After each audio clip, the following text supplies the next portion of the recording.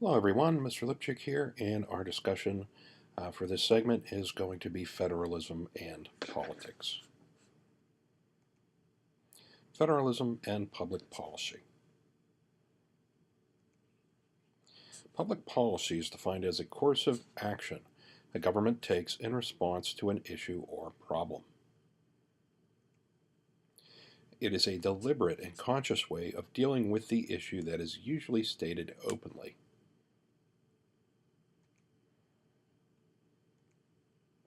Federalism affects the making of public policy in two ways. One, it affects how and where policies are made in the United States. And two, it introduces limits on public policy making.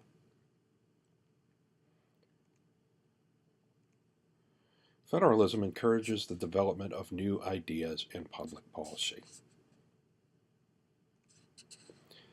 The many state and local governments are free to develop and test new policies.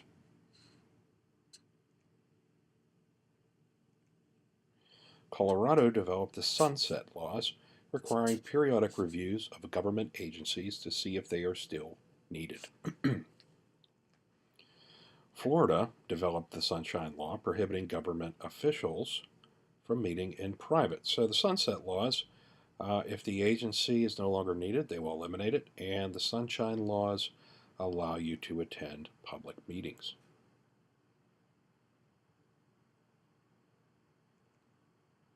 These laws are sometimes adopted by other states at the national level. On the right, you see a political cartoon criticizing the exemption of the National Guard from the state sunshine laws.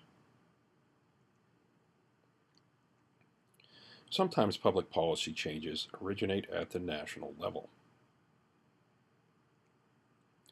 During the struggle for civil rights in the 1950s and 60s, the local governments in the South resisted voting rights for African Americans and desegregation.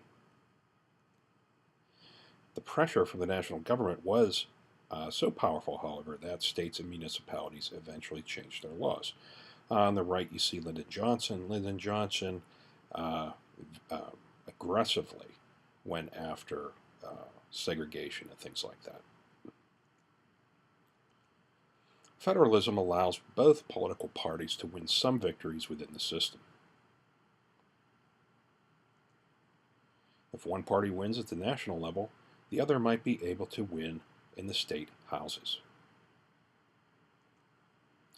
And only 5 of the last 12 presidents have been Democrats. However, the Democratic Party usually controlled Congress. And on the right, you see Tip O'Neill and Ronald Reagan, a Republican and a Democrat, who were able to work out a lot of compromises together. And this prevents any single party or group from becoming too powerful. Political participation.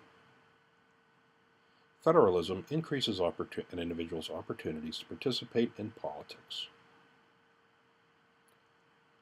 There are several levels of participation where an individual can become involved. People can vote for mayors, governors, and national figures. They can also influence policies through their lobbying efforts. Many local boards, such as zoning, school board, and others, exist and offer opportunities for public policy participation.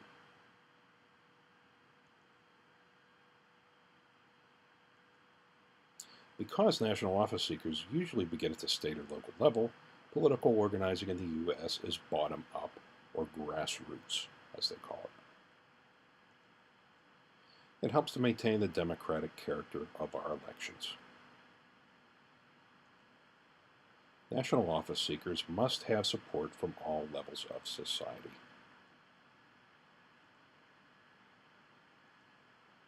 Federalism increases the chances of that an individual's participation in the political party process will have a direct effect on public policy.